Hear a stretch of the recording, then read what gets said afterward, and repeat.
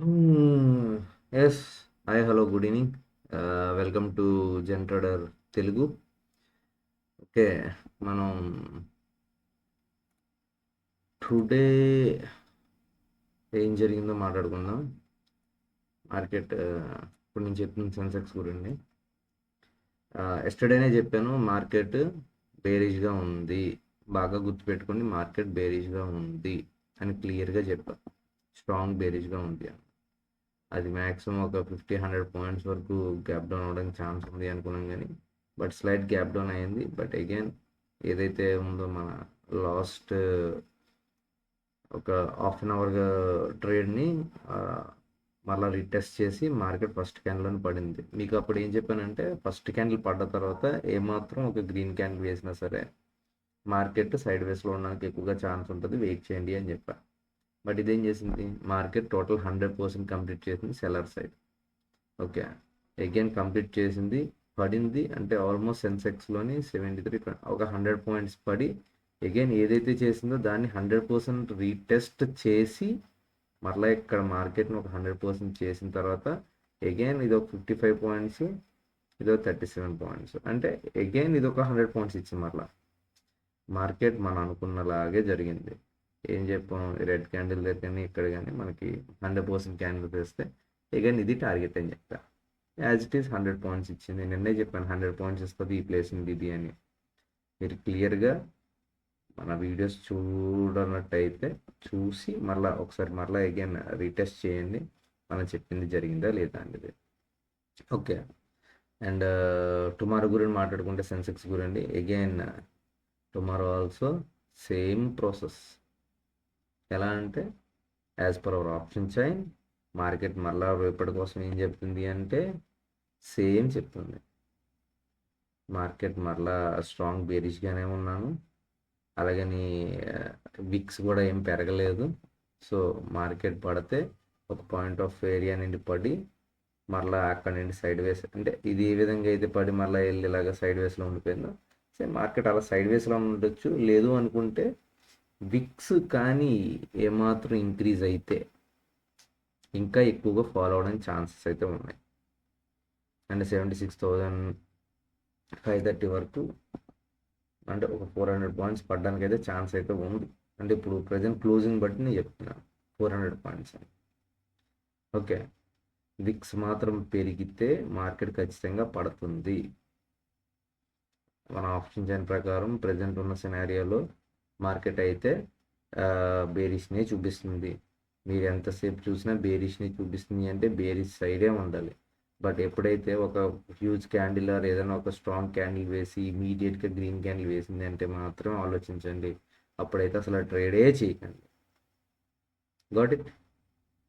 Next ఇక్కడ side వేస్ అయితే total ఈ ప్లేస్ అంతా కూడా సైడ్ వేస్లో రన్ అవుతుంది. సో మార్కెట్ ఈ ప్లేస్కి వచ్చినప్పుడు మీరు ట్రేడ్ చేయకపోవడం చాలా బెటర్. ఇక్కడ 100% క్యాండిల్ అయినా సరే ఇక్కడికి వచ్చి టచ్ చేసి అన్న వెళ్ళిపోద్ది. లేదు ఓవర్గా ఇక్కడ ఈ రెడ్ లైన్స్కి వచ్చి అంటే 77,000కి వచ్చి రివర్స్ అయిపోవచ్చు.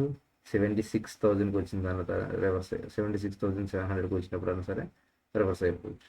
కానీ ఇక్కడ ట్రేడ్ ప్లాన్ ఎలా చేయాలి అంటే, మీరు ఏదైతే ఈ బ్లూ లైన్ 950 ఉందో 76,950 ఉందో దీన్ని రౌండ్ లెవెల్ 0 రౌండ్ లెవెల్స్కి అంటే 77,000 బ్రేక్ చేసి ఒక హ్యూజ్ క్యాండిల్ వేసి దాన్ని హైన్ బ్రేక్ చేసి వెళ్తే మీరు నిర్మమాటంగా ట్రేడ్ తీసుకోవచ్చు. First target 77,086 and second target 187. ఇది బై సైడ్ అంత ఆలోచించాల్సిన పని లేదు, ఎందువల్లంటే మార్కెట్ బేరిష్నే చూపిస్తుంది. ఇఫ్ బేరిష్ కాకుండా బుల్లిష్ మారాలి అంటే ఖచ్చితంగా మార్కెట్ ఈ ఫస్ట్ టార్గెట్ని అంటే 77,100 బ్రేక్ చేసుకొని వెళ్ళాలి. అప్పుడే మనకి మార్కెట్ బుల్లిష్గా మారదు, బట్ సమ్ బుల్లిష్ మూమెంట్ని చూపించి మళ్ళీ సైడ్ వేస్ అయిపోతుంది. బట్ నాకు తెలిసినంత వరకు అయితే అంత బేరిష్ కొద్ది స్ట్రాంగ్గా ఉంది కాబట్టి జరగని పని అది. ఇంకా కమింగ్ టు సెల్ సైడ్ 76,780 బిలోలో ఒక 100% క్యాండిల్ వేసి అది రెడ్ లైన్ కూడా బ్రేక్ చేసి దాని లోన్ నెక్స్ట్ క్యాండిల్ కానీ బ్రేక్ చేసుకుని ఇమీడియట్ క్యాండిల్ కానీ బ్రేక్ చేసుకుంటూ వెళ్తే first target 76,653 and second target 76,532. Okay, Sensex completed and coming to Nifty.